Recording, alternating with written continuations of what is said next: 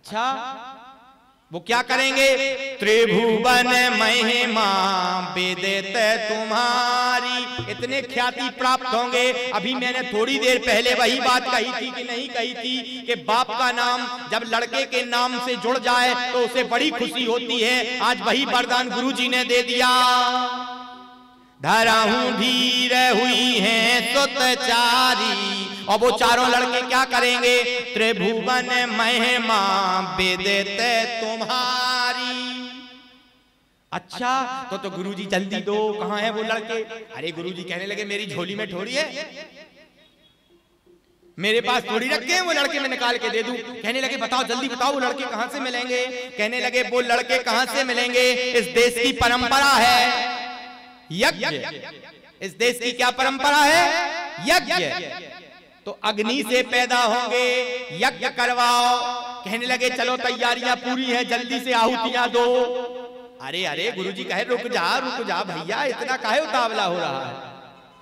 इतनी जल्दबाजी में नहीं होंगे पुत्र, उतावलेपन से पुत्र नहीं होते। धीरज रखो, धीरज। अच्छा ठीक है, धीरज रख लिया। कहने लगे पुत्र तभी होगा जब यज्ञ मैं नहीं कराऊंगा। कहने लगे तो फिर आपसे बड़ा विद्वान कौन है? कहने लगे महाराज दशरथ, जब तुम्हारा दामाद यज्ञ कराएगा तब यज्ञ सफल होगा। अब फंस गए। अब आप सोच रहे होंगे क्या बोल रहा है ये लड़का? दामाद? महाराज दशरथ का दामाद कहां से आ गया है? जिन्हें नहीं पता वो जान लो। महाराज राम के सबसे पहले एक बहन थी, राम जी से बड़ी थी, उनका नाम शांता था। शांता।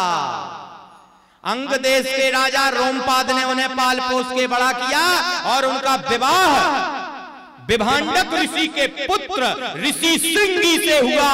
तभी कहा जाता है, वशिष्ठ जी कह रहे हैं, सिंगी ऋषाएं वशिष्ठ बुलावा, पुत्र काम शुभ यज्ञ करावा। अब आई बात समझ में? ये मानस जी में चौपाई क्यों लिखी? सुबुद्ध श्रोता सुने। श्रृंगी ऋषि वशिष्ठ बुलावा। अच्छा, वशिष्ठ जी से ज्यादा विद्वान तो नहीं थे श्रृंगी ऋषि?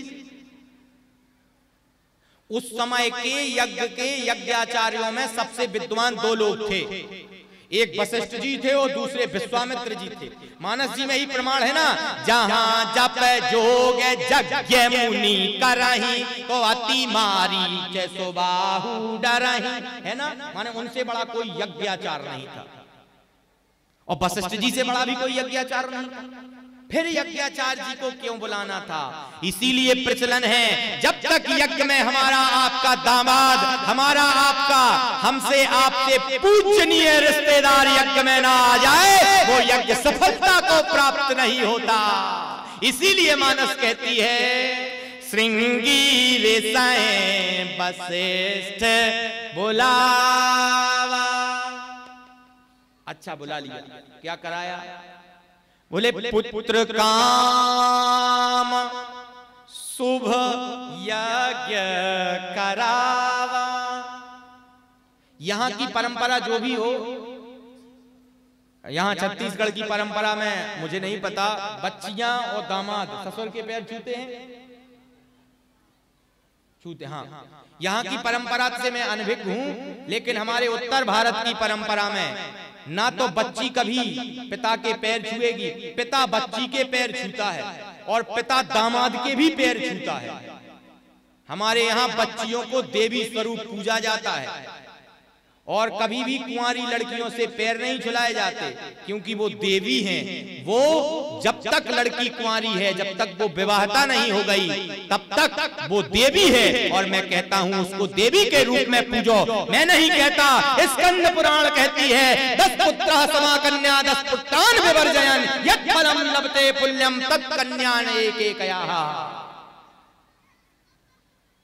10 पुत्रों को पाल लो और एक कन्या का पूजन कर लो, बराबर फल की प्राप्ति होती है। इसीलिए हमारे यहाँ कन्या से पैर नहीं छुलाए जाते, उसे कन्या कहा जाता है जब तक वो विवाहित नहीं हो जाए। और आज भी हमारे यहाँ की परंपरा में दामाद के और लड़की के पिता पैर छूता है, दामाद कभी पिता के सामने पैर छूने नहीं झुकता। यही तो राम जी की परंपरा थी, यही तो होता है राम जी की परंपरा में। जनक जी के यहाँ से एक दूत गया था, दूत जो पत्रिका लेकर के, उसने भी प्रमाण है वाल्मीकि रामायण में, उसने भी अयोध्या में जाकर के वहां का पानी नहीं पिया था। कहने लगा आज से हमारे राजा ने संकल्प लिया है अपनी पुत्री आपको देने के लिए, इसीलिए आज से हमको इस मेड़े में पीना नहीं या पानी।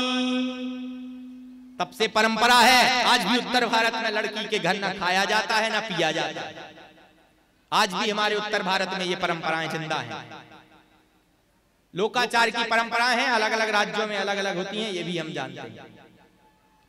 आइएगा तो वहां तैयारियां होने लगी और किसको बुलाया गया? दामाद जी को बुलाया गया। दामाद जी भी आ गए। श्रृंगी रेसाएं वशिष्ठ बुलावा, यज्ञ की तैयारियां होने लगी।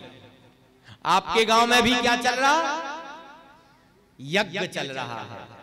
धन्य है यज्ञ नारायण भगवान, धन्य है ये नगर जहां कई वर्षों से यज्ञ चल रहा और बधाई के पात्र हैं। एक बार जोरदार तालियां हमारे यज्ञाचार्य जी के लिए। मैंने सुना है वो पीढ़ियों से यहाँ के यज्ञाचार्य हैं, पीढ़ियों से।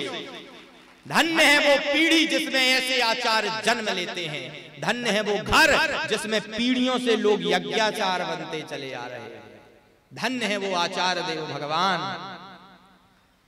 आइएगा, तैयारियां हो रही, हम आप भी तैयारियां करें यज्ञ की। और यज्ञ होना शुरू हो गया। खूब यज्ञ हुआ, लेकिन उसमें से कुछ नहीं निकला। खूब यज्ञ हुआ, क्यों? क्योंकि उस यज्ञ में किसी संत ने अभी तक आहुति नहीं डाली थी, अभी तक संत की आहुति नहीं गई थी, इसीलिए यज्ञ सफल नहीं हुआ। यज्ञ में जब तक कोई संत आहुति ना डाल दे वो यज्ञ सफल नहीं होता। इसीलिए यज्ञों में साधु संतों को बुलाया जाता है। ऐसी थोड़ी सब फर्जी फर्जी चल रहा है, इसकी परंपरा है। कैसे? प्रमाण कहां है? सुनिए। जब यज्ञ नारायण भगवान की यज्ञ होते होते हो गया, कोई नहीं निकला, तत्काल गुरुजी कहने लगे मैं समझ गया। गुरुजी ने आहुति ली, तत्काल पकड़ी आहुति, मंत्र बोला और जैसे ही मंत्र बोला, भगति सहित मुनि आहुति दीन्हि, तो प्रगटे अगनी चरु कर लीन्हि। जैसे ही गुरुदेव भगवान ने भक्ति रूपी आहुति उसमें डाली और भक्ति की आहुति पड़ते ही भगति सहित मुनि आहुति दीन्हि, प्रगटे अग्नि चरु कर। प्रकट हो गए अग्नि, चरु दे दिया गुरुदेव को। कहने लगे इनको बांट देना, इससे सुंदर संतान की प्राप्ति हो गई। एक भाग कौशल्या को दिया गया, एक भाग का अर्ध हिस्सा केकई को दिया गया और उसका उभय भाग आधे कर लीना। पहले वो उभय हो गया था, माने पहले भी बट चुका था, और फिर उसको भी बांट करके कितने हिस्सों में बांट दिया गया? 2 हिस्सों में। कहने लगे ये अपनी सबसे छोटी रानी को दे दो। उन्हें दे दिया गया और जैसे ही उन्होंने उसको खाया, जैसे ही खाया, रिजल्ट आ गया। रिजल्ट क्या था? गर्भ सहित सब सोवे रानी। कैसी लग रही थी? याद रखना, महिला चाहे जैसी हो, गर्भवती हो जाए तो उसके चेहरे पर सुंदरता आ जाती है। मैं नहीं कहता, मानस कहती है, गर्भ सहित सब सोवे रानी, शोभा शील तेज की खानी। बहुत सुंदर लगने लगी थी। गर्भ सहित सब सोवे रानी, शोभा शील तेज की खानी। उनके चेहरे पर तेज आ गया था। अच्छा, वहां पर, यहां पर तैयारियां हो रही, वहां गौलोक में हमारे प्रभु भी तैयारियां कर रहे। तैयारियों में बैठे थे भगवान। सारी तिथियां लाइन से खड़ी हो गई। प्रभु प्रभु हम में प्रकट हो जाइए, प्रभु हम में प्रकट हो जाइए। सब तिथियां कहने लगी। अच्छा अच्छा, ठीक ठीक ठीक ठीक, सबकी सुनेंगे बारी बारी से। प्रतिपदा आ गई, कहने लगी प्रभु हम में प्रकट हो जाइए, हम प्रतिपदा हैं, मंगल कारणी हैं। भगवान कहने लगे अच्छा जब तुम पहले ही से मंगल कारणी हो तो हमें काय को चाहती हो, हटो साइड से। अहंकारी को भगवान नहीं मिलते, भरे हुए घड़े में भगवान पानी भी नहीं भरते, बाहर निकल जाएगा, वो तो खाली घड़े में भरते हैं। द्वितीया आ गई, कहने लगी प्रभु हम में प्रकट होना पड़ेगा, हम द्वितीया हैं, हम में भाई दूज का टीका होता है। भगवान कहने लगे तुम पहले से ही पूजे तो तुम भी किनारे लगो। अच्छा ठीक। तृतीया आ गई, प्रभु हम में प्रकट हो जाइए, हम अक्षय तृतीया हैं, हम में किया हुआ कभी खत्म नहीं होता। भगवान कहने लगे एक साइड हो। चतुर्थी आ गई, कहने लगी हम में प्रकट हो जाए, हम तो गणेश चतुर्थी है, हम में तो प्रथम पूज्य यस नाम प्रभाव, गणेश जी तक की वंदना हम में होती है। भगवान कहने लगे पहले ही से गणेश जी पूज रहे हैं, अब हम काहे को पूजे, एक साइड हो।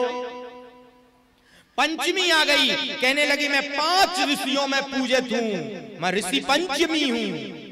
भगवान कहने लगे तुम पहले ही से 5 हो, हम लोग भी 4 आएंगे, तुम में बनेंगे नहीं, हटो। षष्ठी आई, सप्तमी आई, कहने लगी हम में पैदा हो जाओ, हम संतान सप्तमी हैं। भगवान कहने लगे किनारे हो।